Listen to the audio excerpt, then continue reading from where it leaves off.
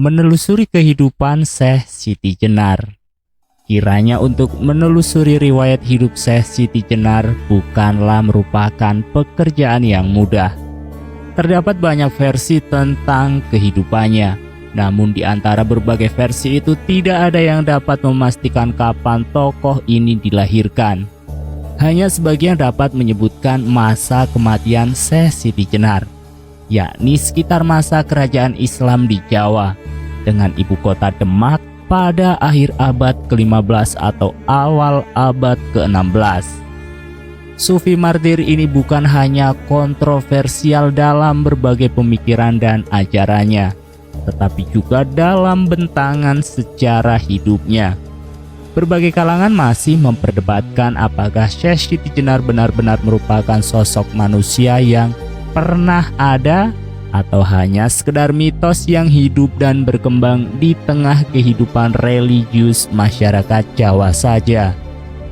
Kondisi kehidupan seperti ini mengingatkan kita pada filsuf Yunani kuno, yakni Sokrates, yang hingga saat ini kalangan yang berkecimpung di dunia filsafat mengenalnya hanya lewat berbagai tulisan sang murid Plato, yang kerap menjadikannya tokoh utama dalam setiap karyanya. Demikian halnya dengan Syekh Siti Jenar. Sebagian kalangan menganggapnya sebagai tokoh yang pernah ada, hidup semasa dengan para wali di tanah Jawa. Tergolong salah satu dari mereka, namun dituduh murtad dan menyebarkan berbagai ilmu sesat. Ajaran yang disampaikan oleh Syekh Siti Jenar dianggap menyimpang dari kepercayaan Islam, dan disebabkan oleh itu dia harus menerima hukuman mati.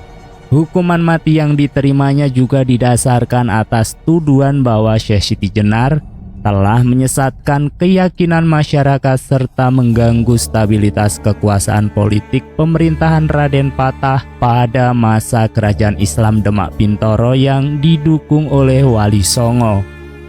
Sebagian lagi menganggapnya sebagai sosok yang tidak pernah ada. Syekh Siti Jenar dipandang hanya sebagai manifestasi dari pola hidup religius bagian masyarakat Jawa, yang merupakan hasil sinkretis antara ajaran Islam, Hindu, dan kebudayaan Jawa. Syekh Siti Jenar melambangkan pemikiran Islam kejawen yang sering dipertentangkan dengan pemikiran Islam dalam dominasi syariat yang dilambangkan oleh para wali. Tokoh ini kemudian disebut sebagai simbol perlawanan rakyat terhadap agama. Agama resmi yang formalistik dan syariahistik. Setidaknya pada masa sekitar abad ke-14 sampai ke-15, yaitu masa pemerintahan Raden Patah sebagai kerajaan Islam pertama di Jawa. Bahkan ada yang memandang bahwa cerita tentang Syekh Siti Jenar merupakan cara yang digunakan oleh para wali untuk menyebarkan Islam di kalangan abangan, yakni pemeluk Islam yang tidak menjalankan ritual Islam.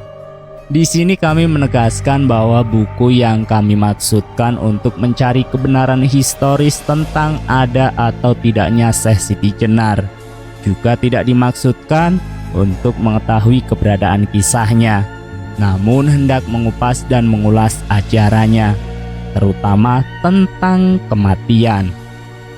Agar bisa menangkap ajaran kematian yang dipahaminya, maka terlebih dahulu kami akan memaparkan riwayat siapa sebenarnya Syekh Siti Jenar itu. Syekh Siti Jenar disebut juga Pangeran Jenar, Syekh Lemah Abang, Syekh Siti Abang, atau Syekh Siti Brit. Tetapi nama yang disebut pertama kali mengalahkan kemasyhuran semua julukan lain yang diberikan kepadanya. Tentang berbagai nama ini muncul pendapat yang berbeda-beda.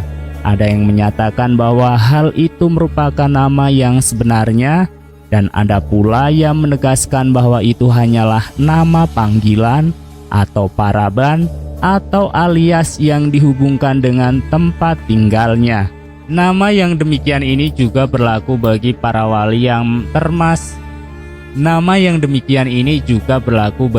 wali yang termasuk dalam Wali Songo. Misalnya Sunan Giri, Sunan Bonang, Sunan Kudus, Sunan Muria, dan lain-lain. merupakan nama panggilan yang diberikan kepada para wali yang bertempat tinggal di Kiri, Bonang, Kudus, dan Muria. Juga berbagai nama seperti Ki Ageng Selo, Ki Ageng Pengging, Ki Ageng Tingkir, Ki Ageng Butuh merupakan berbagai nama Ki Ageng dari tempat tinggal mereka masing-masing. Kiranya kebiasaan ini juga berlaku bagi berbagai suku lainnya di Indonesia, seperti Tuanku Imam Bonjol merupakan tokoh ulama besar yang berasal dari Bonjol. Berbagai marga di dalam suku Batak, Kuta Barat, Samosir, Purba, dan lain-lain menunjukkan asal tempat tinggal mereka. Bahkan para pemikir Islam pun tidak jarang menggunakan sistem penamaan yang demikian. Misalnya Al-Farabi dan Imam Bukhari, yang masing-masing nama itu menunjukkan tempat asal mereka, yakni Farab dan Bukhara. Kembali kepada pembahasan tentang nama Syekh Siti Jenar atau Syekh Lemah Abang, menyatakan bahwa belum pernah ditemukan tempat tinggal berupa kampung, desa, dan lain-lain yang disebut Siti Jenar. Tetapi tempat yang bernama Jenar atau Kajenar diduga pernah ada. Demikian pula halnya dengan Lemah Abang. Di antara Karawang dan Bekasi, Jawa Barat, terdapat tempat yang disebut Lemah Abang. Namun, tidak ada fakta yang mendukung bahwa Syekh Siti Jenar berasal dari daerah tersebut. Nama yang demikian ini diduga juga terdapat di Cirebon, bahkan ada yang menduga pernah terdapat di Jawa Tengah. Berbeda halnya dengan di daerah antara Karawang dan Bekasi. Keberadaan Syekh Siti Jenar atau Syekh Lemah Abang di sekitar Cirebon didukung oleh fakta, yakni adanya sebuah makam di Melaten, pinggiran kota Cirebon yang diyakini sebagai makam Syekh Lemah Abang. Namun di daerah ini tidak dikenal nama Syekh Siti Jenar. Bila ditelusuri bentangan sejarahnya, tak mustahil bila Syekh Siti Jenar berasal dari daerah sekitar Cirebon. Pertimbangannya adalah bahwa pada masa pemerintahan Islam yang berpusat di Demak, Cirebon telah menjadi salah satu pusat penyiaran Islam di Jawa dengan tokoh utamanya Sunan Gunung Jati. Dari berbagai uraian yang telah dipaparkan, Syekh Siti Jenar sepertinya bukan merupakan nama sebenarnya, melainkan nama panggilan yang dihubungkan dengan tempat tinggalnya. Tidak berbeda dengan berbagai nama yang disandang oleh para wali lainnya di tanah Jawa. Masih berkaitan dengan nama Syekh Siti Jenar, ada informasi yang menyebutkan bahwa kata Siti Jenar berasal dari bahasa Persia. Sidi yang artinya tuan, dan Jinar yang artinya pemilik kekuatan bagaikan kekuatan api. Bila mengacu pada asal-usul dan arti kata itu, maka Siti Jenar bisa dipahami sebagai orang yang memiliki kekuatan dahsyat bagaikan kekuatan api. Tentang suku bangsa Syekh Siti Jenar juga terdapat perbedaan pendapat. Ada yang mengatakan bahwa dia orang Arab, ada juga yang meyakini dia orang Persia, dan ada pula yang berpendapat bahwa dia orang Jawa asli. Terdapatnya banyak perbedaan pendapat tentang asal-usul dan kerancuan nama tokoh ini kemudian menjadi dasar bagi sebagian pihak untuk meragukan keberadaan Syekh Siti Jenar secara historis. Pihak yang meragukan keberadaannya ini menegaskan bahwa Syekh Siti Jenar hanyalah tokoh khayal yang ada dalam mitos dan legenda. Tetapi tidak menutup kemungkinan bahwa hal ini merupakan upaya pihak penguasa untuk menghapus tokoh pembangkang, bukan hanya dalam politik, tetapi juga pengembang keagamaan yang bisa disebut kekiri-kirian. Itu dari pentas sejarah Islam. Untuk menjelaskan asal-usul Syekh Siti Jenar, Sucamto dalam bukunya Reorientasi dan Revitalisasi Pandangan Hidup Jawa merujuk berbagai sumber literatur. Di antaranya seperti yang diceritakan oleh Brata Kesawa dalam buku Falsafah Siti Jenar 1954. Dalam buku tersebut dinyatakan, ing serat babat namung kacariosaken nalika Sunan Benang mejang iktikat dhateng Sunan Kalijaga wonten setengahing baita. Baitanipun rembes Baita wau lajeng dipun popok mawi endut. Dilalah endutipun katut telur atau cacing alit. Amilopun elur saged mireng wejangan wau sedaya, lajeng nguwuh satataning jalma. Wusana dipun sabda dening Sunan Benang dados jalma sarta karusakanan nama Syekh Siti Jenar. Tuwin sinengkakaken saking ngandhap ing leluhur dados wali. Yang artinya dalam buku Babat hanya diceritakan pada waktu Sunan Bonang memberi pelajaran iktikat kepada Sunan Kalijogo di tengah perahu itu bocor. Kebocoran itu lantas ditambal dengan lumpur. Kebetulan di dalam lumpur itu terdapat seekor cacing lembut. Mendengar wejangan atau pelajaran itu, si cacing lantas bisa berbicara seperti manusia. Maka cacing itu kemudian disabda oleh Sunan Bonang menjadi manusia dan diberi nama Syekh Siti Jenar, dan kemudian diangkat derajatnya menjadi seorang wali.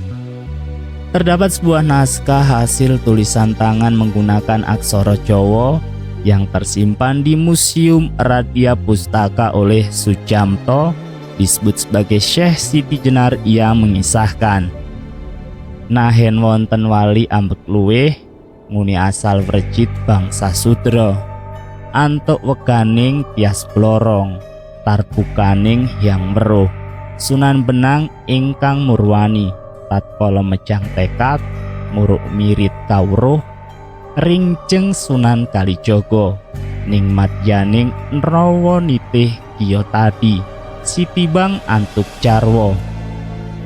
Yang artinya Syahdan ada seorang wali yang hebat, semula berasal dari rakyat kecil, kemudian bisa mencapai diksa atas tuntunan yang maha tahu. Sunan Bonanglah penyebabnya. Tatkala mengajar ilmu, menjelaskan ilmu wirid pada Sunan Kalijogo, naik perahu di tengah rawa, Siti Jenar ikut mendengar. Serat Syekh Siti Jenar versi Radya Pustaka ini menjelaskan bahwa yang dimaksud dengan cacing sebagai asal-usul Syekh Siti Jenar, sebagaimana tertulis dalam versi Brata Kesawa, adalah rakyat jelata atau Wrejit bangsa Sudra. Jadi bukan cacing dalam pengertian yang sesungguhnya. Boleh jadi memang demikian, karena legenda atau dongeng yang beredar di tengah masyarakat Jawa umumnya syarat dengan simbolisme. Cacing dijadikan simbol asal-usul Syekh Siti Jenar karena dia berasal dari rakyat jelata yang atas perkenanan Tuhan mencapai derajat kewalian. Syekh Siti Jenar ini dapat memberikan penjelasan lebih lanjut tentang asal-usul Syekh Siti Jenar yang sesungguhnya. Syekh Siti Jenar ini dapat memberikan penjelasan lebih lanjut tentang asal-usul Syekh Siti Jenar yang sesungguhnya. Selanjutnya Sujamto memaparkan riwayat Syekh Siti Jenar versi lain yang diungkap dalam buku Syekh Siti Jenar ingkang tulen, yang digubah oleh Harja Wijaya merujuk pada kisah tentang Syekh Siti Jenar yang ditulis oleh Sunan Giri pada tahun 1457. Buku ini diterbitkan oleh Tan Kun Sui, Kediri pada tahun 1931. Gubahan Harja Wijaya ini dimaksudkan untuk mengoreksi serat-serat tentang Syekh Siti Jenar sebelumnya. Dikisahkan, mangkyo kang pinurweng ruwi carita Syekh Siti Jenar, jinarwo jinereng maneh mecarita kang sawantah. Saking serat walisana sanadyan tanguni uwus kesarjana kang krumpaka. Tataning reh Syekh Siti Brip liryasan sang kasus rengrat kisas Rawijaya ngijon yan winangun malih marang Kyai Mangunwijaya ing kita Wanarga dunung, ananging sajatinira punika maksih nalisir saking talaring ruwiya deneta ingkang sayek. Deneta ingkang sayektos mung kang kaurat walisana yasanira jeng Sunan ing Giri Gajah rumuhun rikala Candra Sangkala. Ing warsa wau winilis Pandhita Misik Suceng Tias yeka ingkang saklerese, nanging Tapa Rasarjana kang medhar caritanya Seh Sitibang Waliluhung kadya kang kuwahyeng ngarsa, yang artinya ini adalah kisah lama. Cerita Seh Siti Jenar sekarang digelar kembali untuk memperoleh kisah yang benar dari Serat Walisana. Meskipun dulu sudah banyak sarjana yang menulisnya perihal Seh Siti Brit, seperti karangan pujangga terkenal Kisah Rawijaya dari Ngijon, juga yang dikubah kembali oleh Kiai Mangunwijaya dari kota Wonogiri, tetapi sebenarnya lah itu semua masih menyimpang dari cerita aslinya. Adapun yang sebenarnya hanya yang tercantum dalam Walisono, gubahan Kanjeng Sunan di Giri Gajah dulu pada waktu dengan Candra Sangkala. Pada tahun wawu dengan Candra Sangkala, Pandhita Misik Suceng Tias, itulah naskah yang benar. Tetapi para sarjana mengubah ceritanya. Seh Sitibang wali terkenal seperti tersebut di muka. Selanjutnya diceritakan mangkya estine Kang Mamrih, critane Seh Sitibang medbabon kang kacarios jroning layang Walisono. Dadya Kang Winicara kacarita duk ing dangu Kanjeng Sunan Giri Gajah. Adarbi siswa sawiji saking tanah Siti Jenar wis kasub sugih kasekten namakasan Alisaksar kateleh Siti Jenar iya sang Seh Luhung iya karan Seh Lemah Abang. Ya Lemah Abang, Lemah Kuning tan ana prabedanira. Seh Lemah Bang salamine anuwun tutunungan rahasane ngelmu rasa uker-ukering tumuwuh Njeng Sunan Giri Gajah. Dereng lega ing penggalih wrin semune Seh Lemah Bang, watek wis akeh sikire marmane datan sinungan. Mbok sak sok buang sasab ngilangken ling aling agung tan nganggo masa kala. Ya sira dahat rudatin sira wau Seh Lemah Abang anuwun-nuwun tanpa leh rumangsa tuna ing gesang. Dadya setya nempuh kiat namur amit momor sambu atindak karti sampeko, yang artinya adapun maksud pengarang cerita Seh Sitibang mengutip dari sumber asli yang tercantum dari Walisono menjadi cerita ini tersebutlah di zaman dahulu Kanjeng Sunan Giri Gajah mempunyai murid seorang dari negeri Siti Jenar terkenal kaya kesaktian namakasan Alisaksar, terkenal dengan Siti Jenar ya sang Seh Siti Luhung, yang terkenal Seh Lemah Abang. Lemah Bang atau Lemah Kuning itu tak ada bedanya. Seh Lemah Bang telah lama memohon penjelasan tentang makna ilmu rasa dan asal mula kehidupan Kanjeng Sunan Giri Gajah. Belum rela memberikannya karena tahu gelagat Seh Lemah Abang yang suka pada ilmu sihir. Mengapa belum diberi ilmu rasa? Karena dia suka melanggar aturan, membukai tirai agung tak mengingat waktu dan tempat. Demikianlah Seh Lemah Bang, hatinya menjadi amat sedih karena permohonannya selalu ditolak. Merasa hidupnya tanpa guna, akhirnya dia mencari akal, menyamar secara diam-diam dengan berbagai cara untuk ikut mendengarkan wejangan Sunan Giri. Salam Rahayu. Wallahu alam bishawab. Wassalamualaikum warahmatullahi wabarakatuh.